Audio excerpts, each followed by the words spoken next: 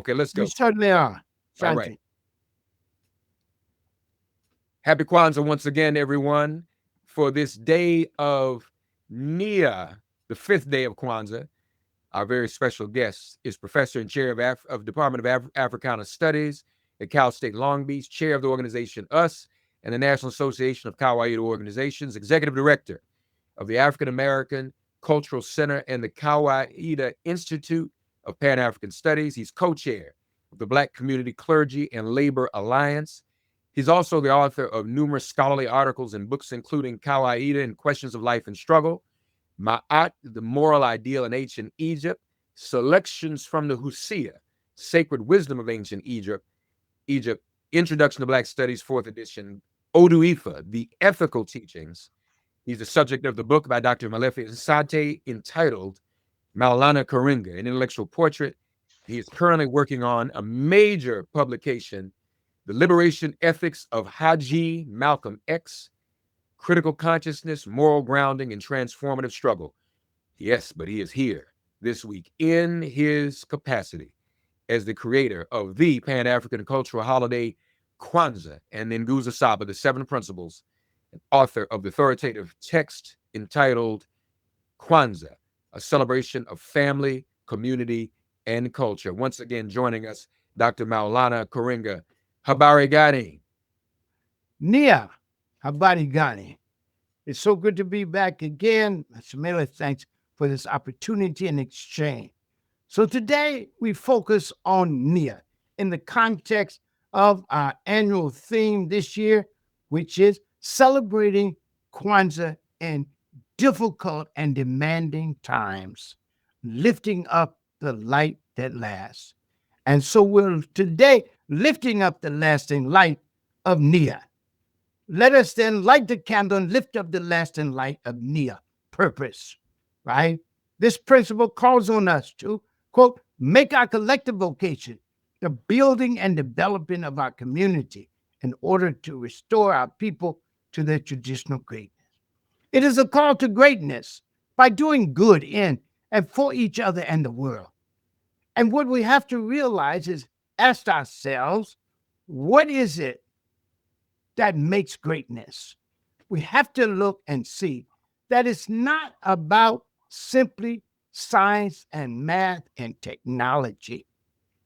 It's important to recognize that we are great through service and doing good in the world. So the Hosea says, the wise are known by their wisdom, but the great are known by their good deeds. In the best of African tradition, then, ethical tradition, greatness does not lie in material wealth. It does not lie in military might. It does not lie in scientific or technological knowledge. But what you do with all of that, it is by the good we do with what we have. This teaching instructs us to move beyond the idol worship of wealth, technology, and science to question and answer of how do we put these in the service of the masses of our people who need them most. It is what I've said about Nana, Dr. Mary McLeod Bethune. She says knowledge is a prime need of the hour, but people will want to know, what are you doing with that knowledge? What will you do with that knowledge? And she says it's up to us who know to discover the dawn and then share it with our youth and the masses of our people who need it most. In a word, we are compelled to ask in all we do, how does it benefit our people and the world who need it? So it just says to us, always, always do good for the world. We know people and call them great by the good they have done for the world. Whether it's our religious leaders, our political leaders, our professionals, we always ask, what have they done for us and the world? That is why Nana Dr. Martin Luther King says everybody can be great because what? Everybody can serve. And so we are obligated to strive each day to do good and to live a life of service. For in this practice, we follow the path of the great ones before us who gave their lives so we could live fuller, freer, and more meaningful ones. Minister Malcolm X, 9 millions of Malcolm X, teaches on offering one's life as a testimony of some social value. He was a noble witness to us. We talk about the assassination of Malcolm, but I also talk about the martyrdom of Haji Malcolm, how he gave his life so that we could live fuller, freer, and more meaningful ones. He could have stayed in Africa or the Middle East and lived at a high level of life, but he returned to continue the struggle with almost certain result in death. But he says, I wanted my life to be a testimony, a witness of some social value. That's right. And Dr. Mary McLeod taught us that we must so live our lives that at the end, we are able to stand tall on the platform of service, even when we lie down. So we must live our lives so that even lying down at the end of our lives, we're able to stand tall on the platform of service. And again, the principle of NIA evokes that noble and bedrock teaching found in the Odu Ifa, that we as humans are divinely chosen to bring good into the world, and that this is the fundamental mission and meaning of human life. But it is important to remember that even as we are chosen, we must choose.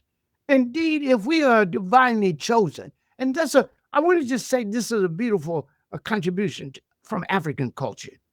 This is the only sacred text I know where all humans are chosen. Not just one, but all humans are chosen. And they're chosen not over and against anyone, but chosen with everyone to do what? To bring good into the world and not let any good be lost. And so whether you are a judge or a journalist, whether you're a student or a teacher, whether you're a farmer or a pharmacist, whether you're a doctor or a lawyer, you're a preacher or a press agent, you are chosen to bring good in the world. And we're chosen, I repeat, not over and against anyone or any other people. We're chosen with all other peoples of the world to create, increase, and sustain good in the world. This, then, is the moral meaning of our life, the choosing of good over evil, justice over injustice, freedom over oppression, self-determination over imposition, imitation or domination. We choose self-determination over imposition, over imitation, and over domination. And we choose peace over war, peace for the good of the world. Yes. Thus the Odu Ifa said, speak truth, do justice, be kind, and do not do evil. Here it is important to remember the wise are known by their wisdom, but the great are known by their good deeds. This teaching of the Hosea parallels and reinforcing the Odu Ifa again saying, what you do, do good and do it with joy. For this, again, is a fundamental mission and meaning of human life. Yes. Let us do good then in and for the world.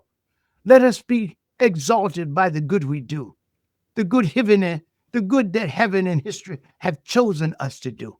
And even as we're chosen, I repeat, let's choose to be chosen. Not over and against any people, but chosen with all other people to create, increase, and sustain good. And I repeat, in choosing, let us choose life over death, justice over injustice, freedom over oppression, self-inflicted or imposed, right? We have to choose freedom over oppression, whether it is self-inflicted or imposed, because sometimes we have to struggle against ourselves, against that in us, which is in contradiction to our values and the choice we made to be the best of what we are. This is so important for us to understand. And Nana Emiko Kabara said, that is what struggle is, turning our weaknesses into strength.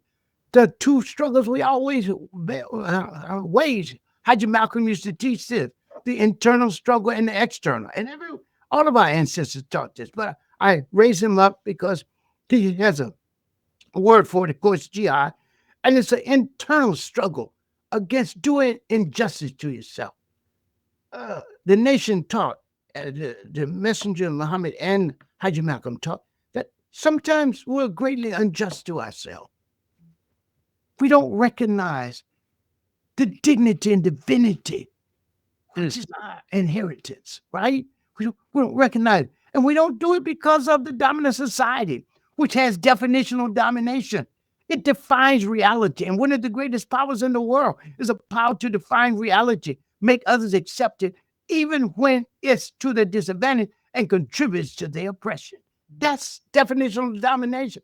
And they have it even more so with technology, defining what is good, what is bad, what is ugly, what is beautiful, what is right, what is wrong, who to hate and who to love. Right? And so we have to define reality for our own self. And that means struggling against that in us, which is in contradiction to our value, our best value, and the choice we made. We say all the time, we are American by habit and African by choice. We got to choose to be African every day. We wake up American, we can sing an American song without even thinking about it. It's on the TV. There they are. They tell you what standard to have, what to dress, how to do everything, right? So you have to ask yourself, are you being self-determination when you practicing self-determination when you follow this? Or should you back up and say, I define my life. I live my life in dignity affirming, life enhancing, and work preserving way, regardless of what is taught out there. And so here is the more meaning of our life, to choose to do good and to do good in the world, and to do it not only for ourselves, but for each other, humanity and the world, always stressing African and human good and the well-being of the world and all in it. Therefore, the Odu tells us that when it is our turn to take responsibility for the world, we should do good for the world. Indeed, it said, doing good worldwide is the best expression of character. I repeat, doing good worldwide, the sacred text says, doing good worldwide is the best expression of character. For surely everyone deserves and has a right to the good and common goods of and in the world. Let me close again by saying, grounded in these 7 principles and practices, we actually can build a new future. Weather the worst of winters, dispersed and drive away the darkness that seeks to envelop us. And we will lift up the light that lasts of shared and inclusive good in the world. Indeed, if we read and believe in the sacred narratives, the written in oral and living practice texts of our ancestors, Nana Howard Thurman, Nana Gwen Brooks, Nana Nanny Barrett, as well as our people as a whole, we are assured that there is no winter, people, we cannot weather, no storm we cannot ride out and remain intact, no whirlwind we cannot conduct our blooming in, and no impossible situation that will enfeeble or falsify our claim that we as a people specialize in the wholly impossible. So continue the struggle, keep the faith, and hold the line. It is our Kwanzaa. Happy Kwanzaa. We light the next green candle today for NIA purpose. And as Dr. Karenga has said, we have more to offer than just our regular routines. I know he won't mind me lifting up a dear colleague and comrade of ours, Nana Kwajo Boafo I, Reverend Willie Wilson. Yes. He preaches a sermon, y'all, about being on the hamster wheel. Sometimes we go to bed early to get up early, to go to have breakfast early, to go to work early, to get off work early, to go home early, to go to bed early, and then we start all over again. Our life has more purpose than that. We must do and serve good and make everything we do be of goodness worldwide for all. And so we're thankful for that. That is our purpose. What is our purpose? Let us take today to think about our purpose collectively as a people, as human beings, and know our worth, know how divine each of us actually is, and to see that divinity in each and every other human being we encounter. We appreciate this day of NIA purpose. Habari Gani, I haven't said this. Let me just say, I'm late saying this in the week, but I want to just remind everyone, in case you're wondering, Habari Gani literally means, what's the news? What's up? What's the good word? What's going on? And that's the greeting we give.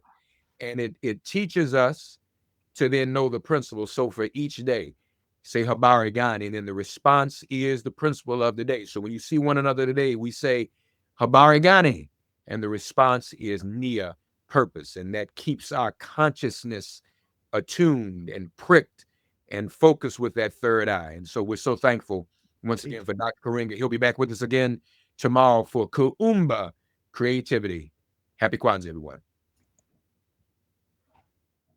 All righty.